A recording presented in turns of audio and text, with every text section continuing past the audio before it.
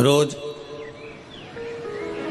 शंकर के मंदिर में प्रतिदिन जाने वाले को, और एक और चीज अपने स्मरण में रहे, अगर शिव के मंदिर नहीं जा सकते तो अपने घर में जो शिवलिंग है उस पर जल चढ़ाओ।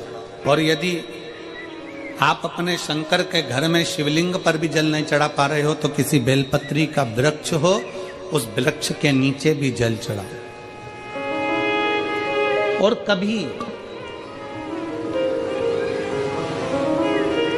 मौका मिल जाए, कभी भगवान शंकर की बड़ी करुणा हो जाए, भगवान शंकर की बड़ी उदारता हो जाए, भगवान शंकर की बड़ी कृपा हो जाए, बड़ी कृपा हो जाए,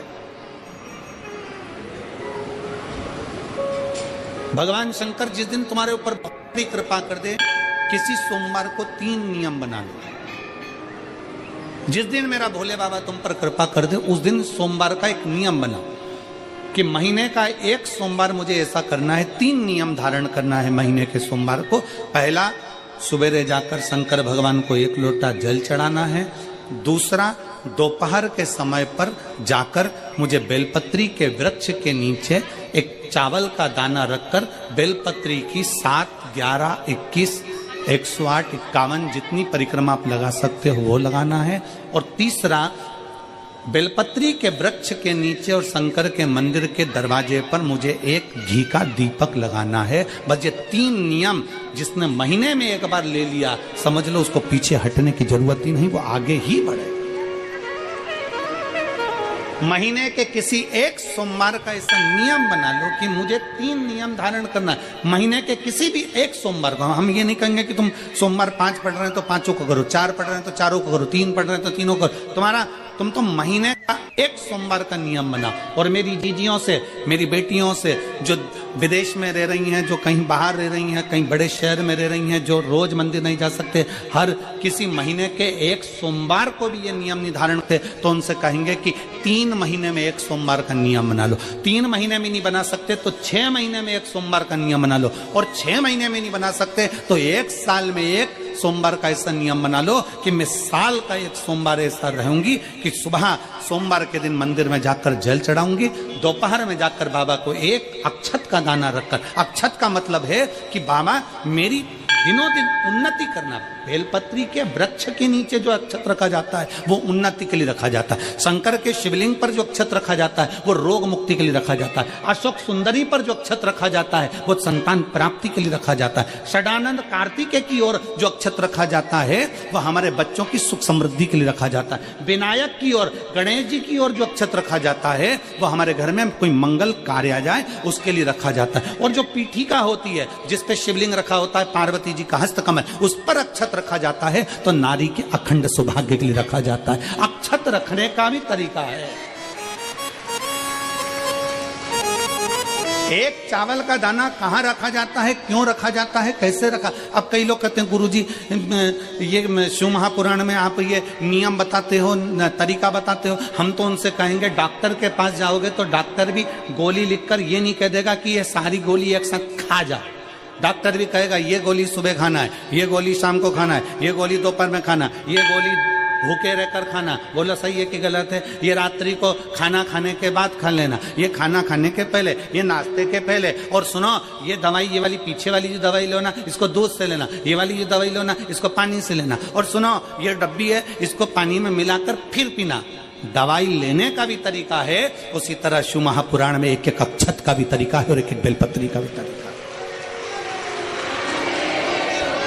अब मान लो कई लोग कहते हैं गुरुजी आप ये तरीका बताते हो शिव पुराण के माध्यम से, कई लोगों के मन में संशय जागता है, तो अगर हम एक साथ चावल चढ़ा दे तो उसका क्या तरीका है? तो हमारा निवेदन है डॉक्टर जो दवाई ले एक ही बार में निपटा जाए, एक ही बार में खा ले। दवाई एक बार में पूरी खा गए असर नहीं करेगी, इसमें डॉक्टर का कोई दोष नहीं है। उसने तो बताया था ऐसे लेना, ऐसे लेना। और तुमने मैं डॉक्टर साहब ने पूछा दवाई पूरी ली, शाम की दवाई भूल गई थी, सवेरे की दवाई भूल गई थी, ये दवाई भूल गई थी। डॉक्टर कहेगा हमने तो नियम बताया था, तुमने नहीं खाई तो असर कहां से करेगी?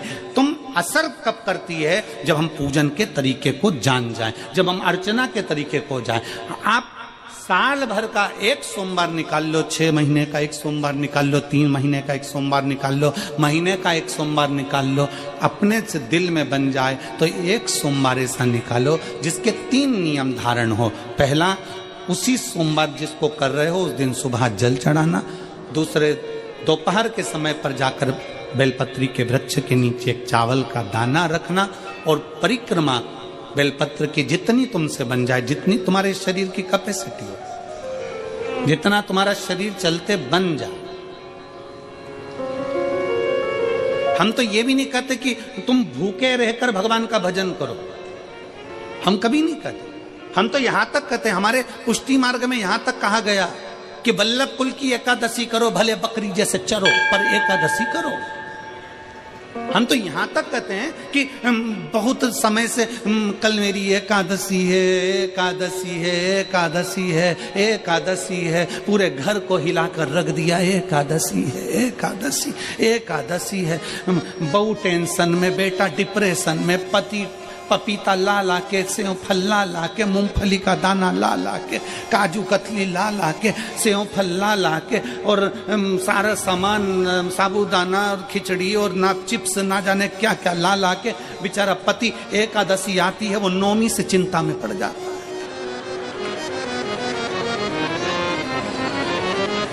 हम तो ये भी नहीं कहते कि तुम व्रत बहुत भारी करो, तुम व्रत उपास भी बहुत टेंशन वाला करो, ना ना ना।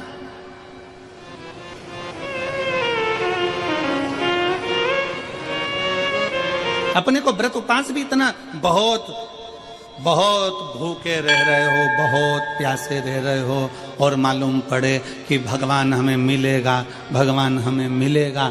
भगवान कहता है कि देख भाई, मैं भी भूखा नहीं रहता, तू भी भूखा मत रहे, मैं भी चकाचक रहता हूं, तू भी चकाचक रहे, मैं भी अपने। और भगवान शंकर तो ये भी कहते हैं कि अपना परिवार भी मत छोड़ो। मेरे पास में पार्वती भी, एक ही देवता है जो विद फैमिली मंदिर में बैठता है।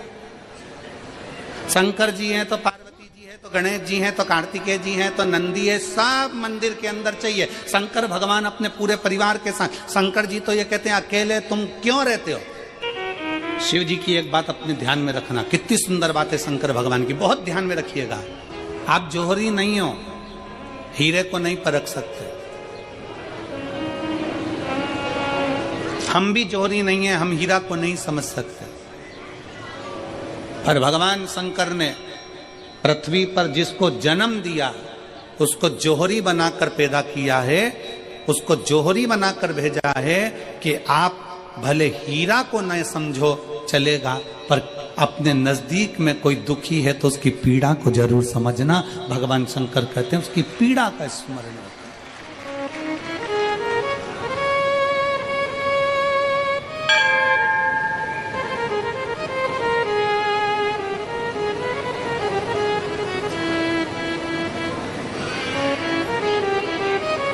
हीरा को समझो ना समझो पर पीड़ा को जरूर समझिए,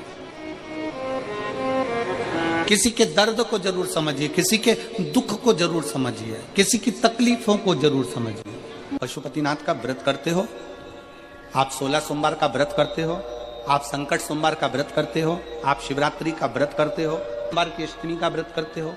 उन व्रतों में सारे व्रत करो, मना नहीं है, पर उस व्रत में अपना पूर्ण समर्पण परमात्मा के प्रति रखो। केवल खाना छोड़ा है, अन्न छोड़ा है, भोजन छोड़ा है, और दिन में सुबह से लेकर शाम तक 2-3 बार तुमने कुछ ना कुछ पाया है, वो व्रत हो सकता है आपकी दृष्टि में, पर हमारी दृष्टि में व्रत कौन सा है। शिव महापुराण की कथा कहती है कि सुबेरे आपका व्रत चालू हुआ, दूसरे दिन ब्रह्म मुहूर्त तक जो आपका व्रत आपने रखा है, भगवान का जो व्रत कर रहे हो, उस व्रत में एक बात अपने अंदर उतार कर रखो कि इस दिन मैं अपने मोबाइल का त्याग करती हूँ, पूरे दिन मैं मैसेज नहीं पढ़ूंगी, मैं देखूंगी नहीं, मैं अपशब्द नहीं कहूंगी, मैं जानूंगी नहीं। दूसरा, आज के दिन मेरा व्रत है, आज 1 महीने में, 15 दिन में, 2 दिन में, 20 दिन में मैंने अगर किसी से भी अपशब्द कहा होगा, आड़ा टेढ़ा कहा होगा, तो सबसे पहले आज व्रत वाले दिन मैं उसको सॉरी कहूंगी, क्षमा मांगूंगी और अपने हृदय से लगाने का प्रयास करूंगी। व्रत है। व्रत का तीसरा अंश आज मेरा व्रत है, मैं आज के दिन किसी को भी अपशब्द नहीं बोलूंगी, किसी के लिए आड़ा तड़ा नहीं बोलूंगा। आज जितना बन सकेगा मैं सात्विक जीवन जीऊंगा। चौथा, आज मेरा व्रत है, आज के दिन मैं झूठ नहीं बोलूंगी, ना झूठ बोलूंगा सुबह से लेकर शाम तक। और पांचवा, आज व्रत वाला दिन है, जितना फलार मैं करूंगी उसका पैसा जोड़ूंगी कि 15 रुपए का मैंने साबुदाना खाया, 10 रुपए का बटाटा खाया, ये खाया वो खाया, सारा हिसाब लगाकर 55, 60, 70 रुपए जितने होते हैं उसमें से एक अंश निकालकर मैं उसका एक भाग किसी गौशाला में जाकर गाय को चारा जरूर दूंगी।